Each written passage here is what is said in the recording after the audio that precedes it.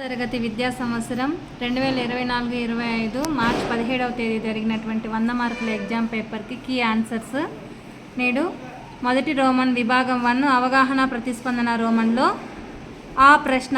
ఈ పద్యంలోని మాటలు ఎవరు ఎవరితో అన్నారు అంటే ఈ పద్యంలోని మాటలు ధర్మవ్యాధుడు కౌశికునితో అన్నారు. ఆ ఎవరు అంధులయ్యారు అంటే కౌశికుడి యొక్క తల్లిదండ్రులు అంధులయ్యారు. దేనిని కౌశికుడు చల్లార్చాలి? తల్లిదండ్రుల యొక్క శోకాగ్నిని కౌశికుడు చల్లార్చాలి. ఈ పద్యం ఆధారంగా ఏదైనా అర్థవంతమైన ప్రశ్న అంటే వహ్ని పర్యాయపదం రాయండి. భూసారం ఎక్కడ పుట్టింది? భూసారం భూమిలోనే పుట్టింది. తనువులోన పుట్టేది ఏమిటి? తనువులోన పుట్టేది తత్వము. సర్వ సంపదలు దేని నుండి వస్తాయి? సర్వ సంపదలు శ్రమ నుండినే వస్తాయి. విశ్వదాభిరామ వినురవేమ మకుటం శతకకర్త ఎవరు? అర్థవంతమైన ప్రశ్న. రచయితకు సాహిత్య బీజాలు ఎప్పుడు పడ్డాయి? రచయితకు సాహిత్య బీజాలు బాల్యంలోనే పడ్డాయి. రచయిత బాల్యమిత్రులు ఎవరు? రచయిత బాల్యమిత్రులు ప్రకాశరావు, అప్పారావు అనే ఇద్దరు. ఏ పత్రికలు చదివి రచనలు చేశామని రచయిత చెప్పుకొచ్చారు? చందమామ, బాల, పాపాయి అనే పత్రికలు చదివి రచయిత చెప్పుకొచ్చారు. పై గద్యం నుంచి అర్థవంతమైన ప్రశ్నను తయారు చేయండి. పై గద్యం రచించినటువంటి రచయిత ఎవరు? మూడవ ప్రశ్న. ఆ ప్రశ్నకు సమాధానం. ఈ వాక్యం బాలకాండకు చెందినది. ఆ ప్రశ్న ఈ వాక్యం సుందరకాండకు చెందినది. మూడవ రోమన్లో ఈ ప్రశ్నకు సమాధానం. ఈ వాక్యం అరణ్యకాండకు చెందినది. ఈ ప్రశ్నకు సమాధానం. ఈ వాక్యం అయోధ్యకాండకు చెందినది. 4వ ప్రశ్నకు సమాధానం చూద్దాం. 4వ ప్రశ్నలో ఆ చారిటీని స్థాపించినది మదర్ తెరిసా. ఆ నిర్మల్ హృదయ సేవా సదనం కుష్ఠరోగుల కోసం ఏర్పాటు చేశారు. ఈ ప్రశ్న 2012వ సంవత్సరం నాటి 133 దేశాల్లో సేవలు విస్తరించాయి. పై గద్యం నాకు మంచి శీర్షికను నిర్ణయించండి. విభాగం 2 2వ రోమన్ వ్యక్తీకరణ సృజనాత్మకత. 4-5 వాక్యాల్లో సమాధానం రాయాల్సినటువంటి 5వ ప్రశ్నకు సమాధానం. కవి నేతల ప్రతాప్ కుమార్. తల్లిదండ్రులు శాంతకుమారి, సత్యం.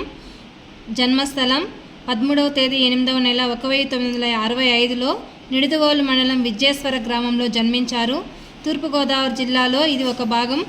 రచనలు పాలకంకి, దళిత నానీలు, అన్నం గిన్నె, భీంపాల రాగం, పుట్టినరోజు ఒక్కటే, బౌద్ధ భాషితాలు, బుద్ధిజం, శాస్త్రీయత, నా భూమికి నేనే, సమతా వసంత గానం, పిల్లల కోసం, అంబేద్కర్ కథ, నాగపూర్ యాత్ర తదితర గ్రంథాలు రచించారు. బిరుదులు, పురస్కారాలు వచ్చాయి ఇతనికి. ప్రస్తుత విమల శాంతి జాతీయ కవితా పురస్కారం అందుకున్నారు. ప్రస్తుతం యుద్ధ విజేత పాఠ్యాంశం సమత వసంత గానం అనే కవితా సంపుటి నుండి గ్రహింపబడింది. 2వ ప్రశ్న నాటకం ప్రక్రియ గురించి తెలుసుకుందాం. 2వ విభాగం నాటకం ప్రక్రియ గురించి తెలుసుకుందాం. దశవిధ రూపకాల్లో నాటకమే ఉత్తమమైనదని సద్విమర్శకుల అభిప్రాయం. కావేషు నాటకం రమ్యం అని మన అలంకారికులు చెప్పడాన్ని బట్టి ప్రక్రియలన్నింటిలోనూ నాటకమే గొప్పదని చెప్పవచ్చు. సమస్త సాహితీ ప్రక్రియల సమాహారం నాటకం. ఇతర సాహిత్య ప్రక్రియల లక్షణాలు ఇందులో ఇమిడిపోయి ఉండడం వల్ల నాటక ప్రక్రియ అగ్రస్థానం పొందింది. నటుల చేత ప్రదర్శింపబడేది నాటకం. నాటకంలో 4 నుండి 10 వరకు అంకాలు ఉంటాయి. నాటకంలో సంభాషణలకి, అభినయానికి, నటుల హావభావ ప్రదర్శనకి అవకాశం ఉంటుంది. దీనిలో రసపోషణ ప్రేక్షకులకు ఆకట్టుకునే విధంగా ఉంటుంది. 7వ ప్రశ్న హనుమంతుడి పాత్ర స్వభావం గురించి తెలుసుకుందాం. అంజనకు వాయుదేవునికి అనుగ్రహం వల్ల జన్మించాడు. సుగ్రీవుని మంత్రి. సుగ్రీవునికి రామలక్ష్మణులతో స్నేహం ఏర్పాటు చేశాడు. సీత ఉన్న అశోకవనం తప్ప లంకంతా కాల్చాడు. సీత జాడ రామునకు చెప్పాడు. సీతకు ధైర్యం చెప్పాడు. తన బలం తనకు తెలియదు. ఎవరైనా తన బలాన్ని గుర్తు చేయాలి. మహాబలవంతుడు. శ్రీరాముని బంటు. చక్కగా మాట్లాడగల నేర్పు ఉన్నవాడు. 8 మార్కుల ప్రశ్న. ప్రకృతి సందేశం పాఠ్యభాగ సారాంశం గురించి తెలుసుకుందాం. వివరణ: పర్వత ప్రాంతంలో ఉన్న నిర్మలమైన సరస్సులలో వికసించిన తామరలు తుమ్మెదలకు సంతోషాన్ని పంచుతున్నాయి. వసంతకాలంలో ఆశగా తిరుగుతున్న కోకిలకు మామిడి చెట్లు తమ లేత చిగురులను అందిస్తున్నాయి. ఇలా ఒకరికొకరు సహకరించుకోవాలనే గొప్ప సందేశాన్ని మనకు ఇస్తున్నాయి. ఆకాశంలో తమను తాము మరచి తిరుగుతున్న మేఘాలు పర్వత శిఖరాలను చేరి సేద తీరుతున్నాయి. ఆ కొండ కోనలలో నిండుగా పూలు పూసిన తీగలు చెట్లను ఆలంబనగా చేసుకుని అల్లుకుంటున్నాయి. ఇవి మానవులంతా కలిసిమెలిసి ఉండాలని చెబుతున్నాయి. మన్మధుడి వాహనమైన రామచిలుకలు తమ ఆకుపచ్చని రెక్కలు విప్పి ఆకాశంలో ఎగురుతూ ఆకాశానికి కొత్త కాంతులు నింపుతున్నాయి. కొమ్మలపై అన్యోన్యమైన లకుముకి పిట్టల జంట గుసగుసలాడుతూ ముచ్చట గొలుపుతుంది. ఇది మానవులంతా పరస్పరం ప్రేమానురాగాలతో జీవించాలనే సందేశాన్ని మనకు అందిస్తున్నాయి. అక్కడి నెమళ్ళు పురివిప్పి నాట్యం చేస్తూ సెలయేటి కన్యలకు ఆటపాట నేర్పుతున్నాయి. ప్రజలందరూ స్వేచ్ఛ, సమత, మమతలతో జీవించాలని సందేశం ఇస్తున్నాయి. సోమర్తనం ఎరుగని చీమలు క్రమశిక్షణలో ఎన్నో కష్టాల నష్టాలకు ఓర్చి తమ ఆహారాన్ని సేకరిస్తున్నాయి. తేనెటీగలు ప్రతి పువ్వు నుండి తేనెను సేకరించి కూడబెట్టి ఇతరులకు పంచుతున్నాయి. మానవులు క్రమశిక్షణలో మెలగాలని, ఇతరులకు సహాయపడాలనే సందేశం ఇవి మనకు ఇస్తున్నాయి. కొండ మధ్య లోయల్లో పుట్టిన కాంతి కొమ్మలలో రెమ్మలలో అందాలు చిందిస్తుంది. అక్కడి పూల సువాసన ఒక భావి కవితలా సాగిపోతూ మానవ మనుగడకు చక్కటి దారులను చూపిస్తుంది. మతాలనేవి మానవాళికి ప్రేమానురాగాలను పంచడానికే పుట్టాయి. కానీ కొందరు స్వార్థపరులు మతాలను రెచ్చగొట్టి మత సంఘర్షణలను రెచ్చగొడుతున్నారు. ఇకపై వీరి ఆటలు సాగకూడదు. ఆకాశంలో నీలి మేఘాల కింద పక్షులు స్వేచ్ఛగా విహరిస్తుంటాయి. కార్మికులు, కర్షకులు రాత్రనక పగలనక శ్రమిస్తుంటారు. ఈ ప్రపంచంలో అన్ని ప్రాణులు, ప్రజలు స్వేచ్ఛగా శాంతి సౌఖ్యాలు నెలకొల్పాలి. ఈ విధంగా కవి ప్రకృతిని, మానవుని అనుసంధానం చేసి ప్రకృతి సందేశాన్ని గురించి మనకు అందించారు. 8వ ప్రశ్నలోనే మరొక ప్రశ్న. ఆంగ్లేయుల నిరంకుశత్వ పాలన గురించి, భారతీయుల పరిస్థితిని గురించి సొంత మాటల్లో తెలుసుకుందాం. ఆంగ్లేయుల నిరంకుశ పాలనలో భారతీయుల పరిస్థితి చాలా దారుణంగా ఉండేది. ఆంగ్లేయులు భారతీయులను కేవలం తమ సేవకులుగా భావించారు. దేశంలోని స్త్రీలు, పిల్లలు, వృద్ధులు అనే విచక్షణ కూడా లేకుండా అందరి పట్ల అత్యంత క్రూరంగా ప్రవర్తించారు. ప్రజలను అనేక చిత్రహింసలు పెట్టారు. బుడిబుడి నడకలు వేసే చిన్నారి పిల్లలను మండు టెండలో నడిపించి తీవ్రంగా హింసించి రాక్షసానందం పొందారు. రహదారిపై నడుచుకుంటూ వెళ్తున్న సాధారణ పౌరులను నిష్కారణంగా రోడ్డుపై పడేసి పాక్కుంటూ వెళ్లాలని ఆదేశించారు. చేసేదేమీ లేక అలా రోడ్లపై పొట్టతో పాక్కుంటూ వెళ్తున్న వారిని పదునైన ఆయుధాలతో కిరాతకంగా పొడిచారు. ఇటువంటి తప్పు చేయని సాధారణ ప్రజలను సైతం నడి రోడ్డుపై నిల్చోబెట్టి వారి వెనుక భాగాలు చితికిపోయేటట్లు లాఠీలతో, ఆయుధాలతో కొట్టి హింసించారు. బిక్కుబిక్కుమంటూ ఇంట్లో ఉంటున్న మానవతులైన స్త్రీలను కూడా వదల్లేదు. ఇళ్లల్లోకి చొరబడి మహిళలను అతి దారుణంగా కొప్పు పట్టుకుని ఈడ్చి హింసించి అనేక మందిపై అత్యాచారం చేశారు. భారతీయ స్త్రీల మానవ మర్యాదలకు పూర్తి భంగం వాటిల్లేటట్లు ప్రవర్తించారు. ఎక్కడైనా 10 మంది సమావేశమై మాట్లాడుకుంటుంటే ఆ ప్రదేశానికి వెళ్ళి విచక్షణారహితంగా వారిపై కాల్పులు జరిపి చంపేశారు. ఇలా వేలాది మంది అమాయకులను పొట్టన పెట్టుకున్నారు. అన్ని విధాలుగా ప్రజలు లొంగి ఉండాలనే విధంగా భారతదేశంలో భయానక వాతావరణం సృష్టించారు. సమైక్యంగా ఉన్న ప్రజల మధ్య చిచ్చు పెట్టి ఐక్యతను దెబ్బతీశారు. రౌలత్ చట్టం వంటి ఎన్నో శాసనాలను దయ లేకుండా భారతీయులపై అమలు చేశారు. భరించలేని పన్నుల భారం ప్రజలపై మోపి కట్టలేని వారిని అతి దారుణంగా శిక్షించారు. కొంతమందికి మత్తు పానీయాలు, విదేశీ వస్తువులు అమ్మి వారి సంపదనంతా దోచుకున్నారు. ఈ విధంగా ఆంగ్లేయులు తమ పాలనలో భారతీయులను అనేక విధాలుగా చిత్రహింసలకు గురి చేశారు. బ్రిటిష్ వారి పాలనలో భారతీయుల దుస్థితి వర్ణించరానిది. ప్రశ్న. సీతారాముల కళ్యాణం గురించి తెలుసుకుందాం. మిత్రుడు రామలక్ష్మణులతో జనక మహారాజు యజ్ఞం చేస్తున్నాడు. అక్కడ ఒక మహాధనస్సు ఉంది, అక్కడకు వెడదామన్నాడు. రామలక్ష్మణులు విశ్వామిత్రుని వెంట మిథిలకు బయలుదేరారు. దారిలో మహర్షి రామలక్ష్మణులు తన వంశాన్ని గూర్చి, గంగ వృత్తాంతాన్ని గూర్చి చెప్పాడు. భగీరథుని వృత్తాంతం చెప్పాడు. మిథిలా నగరం సమీపంలో వారు గౌతమ మహర్షి ఆశ్రమం చూశారు. ఆ ఆశ్రమంలో అహల్య, గౌతములు ఉండేవారు. అహల్య తప్పు చేసిందని గౌతముడు అహల్యను 1000 సంవత్సరాల పాటు అన్నపానాలు లేకుండా బూడిదలో పడి ఉండమని శపించాడు. రాముని రాకతో శాప విముక్తి కలుగుతుందని చెప్పాడు. రాముడు మహర్షి ఆదేశంపై గౌతమాశ్రమంలో కాలుమోపి అహల్యకు శాప విముక్తి కల్పించాడు. మిథిలలో జనక మహారాజు వీరిని ఆదరించాడు. అహల్య గౌతముల కుమారుడు శతానందుడు రామునికి కృతజ్ఞతలు చెప్పాడు. జనకుడు రామలక్ష్మణులు ఆహ్వానించాడు. విశ్వామిత్రుడు జనకునితో, వీరు దశరథుని పుత్రులు రామలక్ష్మణులు, నీ ధనస్సు చూద్దామని వచ్చారు, చూపించు, శుభం కలుగుతుంది అని చెప్పాడు.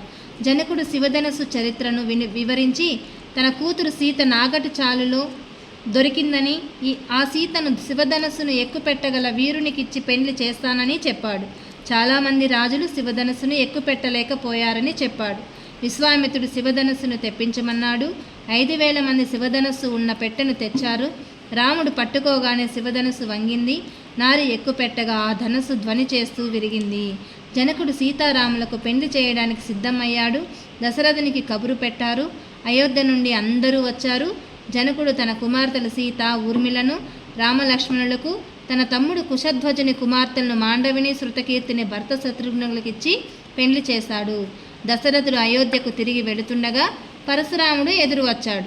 రాముడు పరశురాముని చేతిలో వైష్ణవ ధనుసును ఎక్కుపెట్టాడు. పరశురాముడు ఓడిపోయి మహేంద్ర పర్వతానికి వెళ్ళాడు. 9వ ప్రశ్నలోనే శ్రీరామ సుగ్రీవుల మైత్రి విధానం గురించి తెలుసుకుందాం. సీతాన్వేషణలో భాగంగా ఋష్యముఖ పర్వత ప్రాంతానికి చేరుకున్న రామలక్ష్మణులను చూసి వాలి పంపిన వీరులని భయపడిన సుగ్రీవుడు హనుమంతుణ్ణి పంపి వివరాలు తెలుసుకోమని కోరాడు.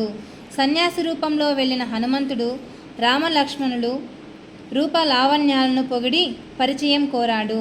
మౌనముద్ర దాల్చిన రామలక్ష్మణులకు తమ వివరాలు తెలిపి సుగ్రీవుడు పంపగా వచ్చినట్లు చెప్పాడు. సుగ్రీవుని గుణగణాలు తెలిపి అన్నయ్యైన వాలి అతడికి చేసిన అన్యాయాన్ని చెప్పి రక్షణ కోసం సుగ్రీవుడు జాగ్రత్త పడుతున్నాడని వివరించాడు. సుగ్రీవుడు మీ స్నేహాన్ని కోరుతున్నాడని చాకచక్యంగా చెప్పాడు. ఈ విషయాన్ని చెప్పే పద్ధతిలో ఎంతో నేర్పు ప్రదర్శించాడు. హనుమంతుని మాట తీరు శ్రీరాముడిని ఎంతగానో ఆకట్టుకుంది. శ్రీరాముడు హనుమంతుని ప్రశంసిస్తూ మాట్లాడి తమ వృత్తాంతం చెప్పవలసిందిగా లక్ష్మణుని ఆదేశించాడు. లక్ష్మణుడు శ్రీరాముని ఆదేశాన్ని అనుసరించి తమ వృత్తాంతం హనుమంతుడికి తెలిపి సుగ్రీవుని సహాయం కావాలని కోరాడు. సన్యాసి రూపం వదిలి రామలక్ష్మణులను తన భుజాలపై ఎక్కించుకుని ఋష్యముఖ పర్వతానికి చేరిన హనుమంతుడు ప్రాణభయంతో మలయగిరికి చేరిన సుగ్రీవుని పిలుచుకు వచ్చాడు. శ్రీరామ సుగ్రీవులు అగ్నిసాక్షిగా మిత్రులయ్యారు. 10వ ప్రశ్న, కష్టాలకు కుంగిపోకుండా ధైర్యంగా మెలగాలని తెలియజేస్తూ మిత్రునికి లేఖ గురించి తెలుసుకుందాం. లేఖ రాసే మొదటిగా మనము కుడి చేతి వైపు పై భాగంలో స్థలం పేరు రాసి కామా పెట్టాలి. తేదీ రాసిన తర్వాత ఫుల్ స్టాప్ పెట్టాలి. ఎడమ భాగంలో ప్రియమైన మిత్రునికి, మిత్రుడికి, అమ్మాయిలైతే మిత్రురాలికి, అబ్బాయిలైతే మిత్రునికి అని రాయాలి. నీ స్నేహితులు మాధురి వ్రాయు లేఖ అంటే మనం ఎవరు రాస్తామో వాళ్ళ పేరు రాయాలి. ఈ మధ్యనే మీ ఇల్లు ఏదో సమస్యలో పడిందని చెప్పావు. ఇంట్లో వాళ్ళందరం కొంత అధైర్యంగా ఉన్నామన్నావు. సమస్యలకు కృంగిపోకూడదు, ధైర్యంగా ఉండాలి. మా మాస్టర్ ఒకసారి పాఠం చెబుతూ ఒక పాట చెప్పారు. అది నేను ఇప్పుడు గుర్తు పెట్టుకున్నాను. ఆయన చెప్పింది ఏమంటే, నీవు కష్టాల్లో ఉన్నప్పుడు నీ మిత్రులు ఎవరు సహాయం చేయలేదని ఎప్పుడూ బాధపడకు. ఆ కష్టాలకు ఎదుర్కొనే అవకాశం నీకు కల్పించారని ఆనందించు. కష్టాలను ఎదుర్కోవడంలోనే మనలో ఉన్న నైపుణ్యాలు బయటపడతాయన్నారు. మీరు కూడా ధైర్యంగా ఉండండి, అన్ని సమస్యలు పరిష్కారం అవుతాయి. మీ అమ్మగారిని, నాన్నగారికి నా నమస్కారములు చెప్పు. ఇట్లు నీ స్నేహితురాలు. అక్కడ పేరు ఏం రాయకూడదు, ఇంటూలు పెట్టేయాలి. ఎడమ భాగంలో కింద భాగంలో చిరునామా ఖచ్చితంగా రాయాలి. మిత్రురాలి పేరు, తరగతి, ఇంటి నెంబర్, స్థలం పేరు, ఏ జిల్లా, ఏ రాష్ట్రం, పిన్ కోడ్ నెంబర్ వేసి చుక్క పెట్టాలి. మీరు మీ పాఠశాలకు నాయకులైతే ఏ ఏ కార్యక్రమాలను ఏ విధంగా నిర్వహిస్తారో తెలియజేస్తూ వ్యాసం గురించి తెలుసుకుందాం. నేను పాఠశాల నాయకత్వం. పాఠశాల అనేది విద్యార్థి పెరుగుదల, వికాసాలను పెంపొందించే ప్రదేశం. నాయకుడు అనగా ఏదైనా ఒక సంస్థకు సంబంధించి పూర్తి బాధ్యత వహించి దాని లక్ష్యాలు సాధించే దిశలో లేదా విజయాల వైపు నడిపించే వ్యక్తి.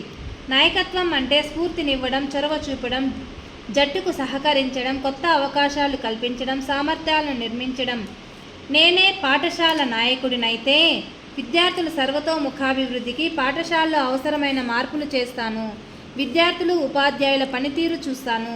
విద్యార్థుల హాజరు గమనిస్తాను. పాఠశాల ఫలితాలను నిర్వహించడంలో బాధ్యత వహిస్తాను.